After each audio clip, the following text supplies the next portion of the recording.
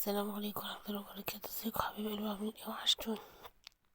النهارده زي ما انتوا شايفين كده احنا كنا نزلنا مع بعض نضيف القراميط، والنهارده هنعمل طريقتها ان شاء الله مع بعض. هي لها كذا طريقة. طريقة نقدمها في صينية او في الحقي او في طاجن، ودي طريقة اللي هي الشوربة اللي هي الصيادية اللي هي اساسا بتاعت الضميطة والبورسعيدية. زي ما انتوا شايفين كده دول كانوا 3 كيلو قراميط، جبنا عليهم يجي كيلو بصل. يعني هي بتاخد بصل حلو، وتعملي بقى تعملي ناعم، بتعملي وسط زي ما انت عايزة، في الكب عادي برضو اللي يريحك. يعني كمية زيت حلوة وكمية البصل زي ما انتوا شايفين كده، وبتحمري البصل كويس جدا. شوفي ما شاء الله اللهم بارك. ياريت يا حبايب قلبي كده لو لسه بتشوفونا لأول مرة متنسوش تعملوا لنا لايك واشتراك وتفعلوا زر الجرس عشان يوصلوا كل جديد. وقبل ما نبدأ ما يحلى الكلام إلا بذكر النبي عليه أفضل الصلاة والسلام. عليك يا حبيبي يا رسول الله. زي ما انت شايفة كده ان البصل بقى دبل اهو، هي بتاخد وقت شوية عشان كده مرضتش اطول عليكم الفيديو. بقيت افصل وافتح هنا اشوف البصل هنا بدأ يدبل اهو. ده طبعا ده لسه بدري عليه اوي زي ما انتوا شايفين كده ما شاء الله. هنا بقى تسيبيه براحته، هو بياخد سوية بس ما تتحركش من جنبه عشان ايه ميتحرقش.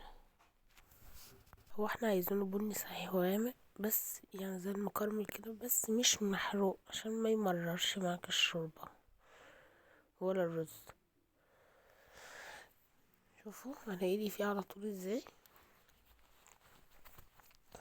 ان شاء الله برضه هنزل لكم برضه القراميط برضه بطريقة تانية اللي هي الطريقة الدمعة اللي هي السنجال الاحمر. هنا شوفوا كده احنا يغمق اهو. انا مرضتش اسيب الفيديو مفتوح عشان ما اطولوش عليكم. كل ما البصل تاخد لون بوريه لكم زي ما انتوا شايفين كده. ايدك بقى فيه القراميط دي بقى هي بتاكلش الا في الشهر ده، هو طوبة وامشير معروفة. غير كده ما تاكليش قراميط. عكس الحنشان. الحنشان ما بتاكلش الا في الصيف، هو والبوري في الصيف، انما القراميط لا، في الشتاء بالذات في شهر رطوبة وامشير. دول الشهرين اللي احنا فيهم دول ما شاء الله زي ما انتوا شايفين كده. شوفوا هنا بدأ يغمق اهو. هو لازم يغمق عشان يبقى صيادية. هي البصلة هي اللي هتديلها لون. هو ايه اللي هيديلها لون؟ هو البصلة زي ما انتوا شايفين اهو. البصلة دي انا بقسمها نصها للقراميط ونصها للرز. عايزة بقى يبقى عندك قشر جمبري بقى تطلعيه تغسليه حلو تشطفيه حلو وتنقعيه حلو عشان الرملة وكده، وتسلقيه بقى وميته بقى دي بتعملي بالرز الصيادية وتصفيه. تعززي بقى قشر الجمبري ده بقى بايه؟ جزراية وبصلاية وطماطماية. يعني بتخلي الرز بصراحة بيودي في حتة تانية بقشر الجمبري بس وميته بيبقى جميل. هنا احنا هنا الفلسفة دي احنا بس هنفرمها في الخلاط وناخد منها نصها نظبط الرز. وبقيت ماما تظبطي لون الرز وبقيت هتحطيه الشوربة للقراميط نفسها. شوفوا اللون مش محروق، بني في دهبي. مش هستنى لما يتحرق عشان متمررش مني. شوفوا اهي كده خلاص. انا اتفت عليها اهو. انا اتفت عليها بس ايدي فيها برضه عشان ما تتلسعش من المقل، لان المقلاية سخنة. ايدك فيها وبتصفيها خالص اهي. شوفوا دي كمية البصل اللي كانت طرية كلها. شوفوا خست ازاي بقت قد ايه. قلت خالص مع التقليب مع التحمير بتقل. شوفوا احنا هنا بنرفع ازاي. شايف الزيت ده احنا هنقدح عليه على الرز بيه، هنحطه على الرز لان هي القراميط سمينة اساسا مش هتحتاج زيت. زي ما انتوا شايفين كده اهو. ترفعها على قد ما تقدري. هنا بقى اقوم انا جايبة البصل ده حطاه في الخلاط زي ما هتشوفوا دلوقتي. سيبي بقى دقيقة بس يصفى من زيته.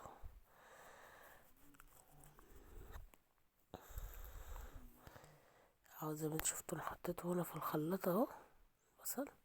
هتحطي بقى على شوية مية، كوباية مية، وعلى الخلاط على طول زي ما انتوا شايفين كده. هتحسوا النور بدأ يفتح. بصوا لازم تفرميه عكس الجمبري اللي هو الصيادية اللي هي الكوبيبة، اللي هي الكوبيبة البلطية والبورسعة دي عكسها. جمبري الكوبيبة احنا بنقوم محمرين زي ما انتوا شفتوا كده، بنقوم حاطين على المية على طول وهو في الحلة. هنا لأ، هنا احنا هنولع الرز اهو. شوفوا بقى، هنا هنظبط الرز الأول. شوفوا هو بينزل تقيل كده لأن مش حاطين على مية كتير. شوفوا خدنا منه كمية اهو. انتي بقى بتبقى حجم الرز انت تعملي نص كيلو تعملي كيلو. طبعا احنا كنا عيلة عند ماما ما شاء الله. شوفوا بوريكم اهو. تحطي بقى عادك بقى عاد الرز بتاعك العادي خالص، مية طبخ الرز اهو. هنا بتحطي المية، هنا الرز العادي المهم يغلي مع المية. البصل اللي انا حاطه ده يغلي مع المية. تحطي لك بقى بهارات ملح فلفل كمون شطة طبعا ما انت تحبيه. هو بياخد بهار الرز ده. دي كده قاعد الرز اهو بتاعي العادي خالص. شوف يا حبيب قلبي، هنا انا فصلته اهو عشان تشوفوا. هنا انا جبت بس ملح وفلفل وشطة، محطتش كمون.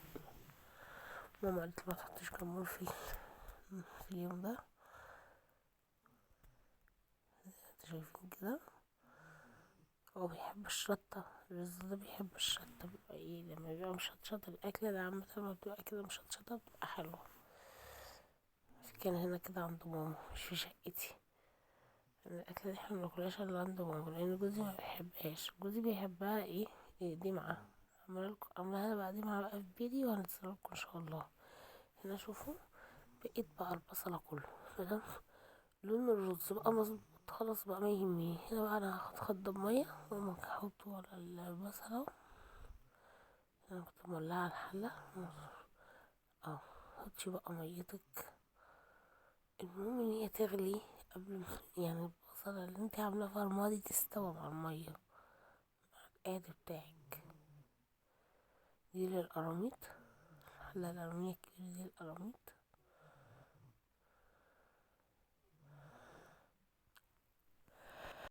زي ما انتوا شايفين كده اهو. انا خدت الشفشق بمية، مية عادية خالص من الحنفية زي ما انتوا شايفين اهو.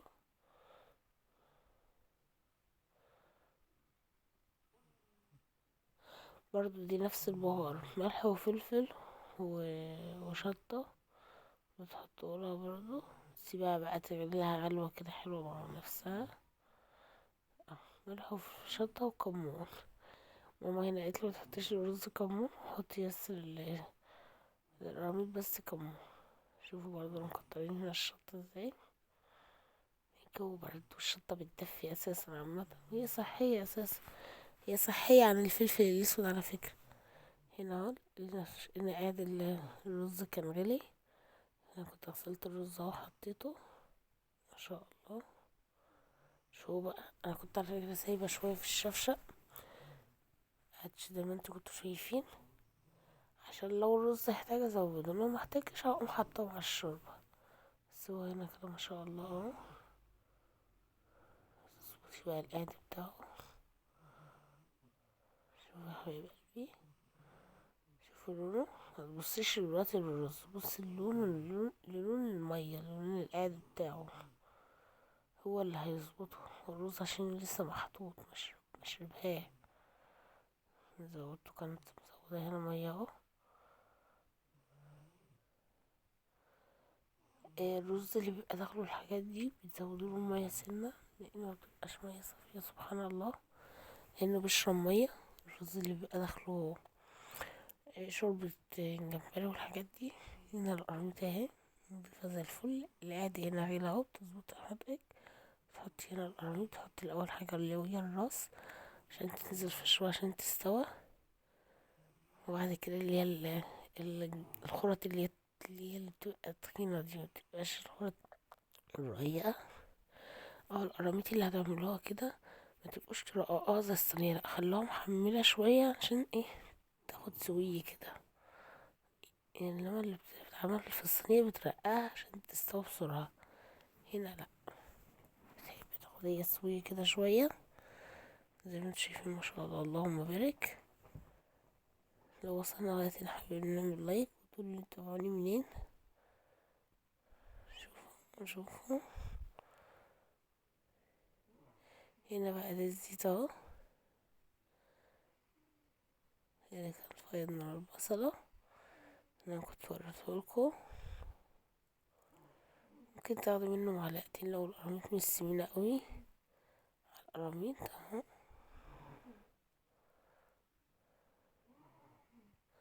وبقيته بقى تحطيه على الرز اكنك بتقدحي عليه عشان يبقى مفلفل. ما شاء الله. إيه هنا القراميط على فكرة انا مغطاش، بس انا غطيتها عشان تغلي بسرعة. شوف الرز اتشرب ميته ازاي، خلاص شرب ميته ومفلفل ازاي. هو لسه مستواش على فكرة. هنا بقى عندك بقية الزيت تحطيه زي كأنك بتقدحي على كده اهو. ما شاء الله ازاي اهو سوالي ازاي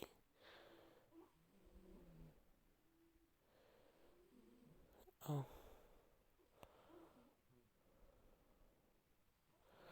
الاسمر ده نازل من البصلة مش حاجة وحشة، بكلمك انا محمر البصلة. بتردي بقى بس بخار طري، يا رب تكونوا شايفين حلو. شوف الزيت الدلو عامل ازاي.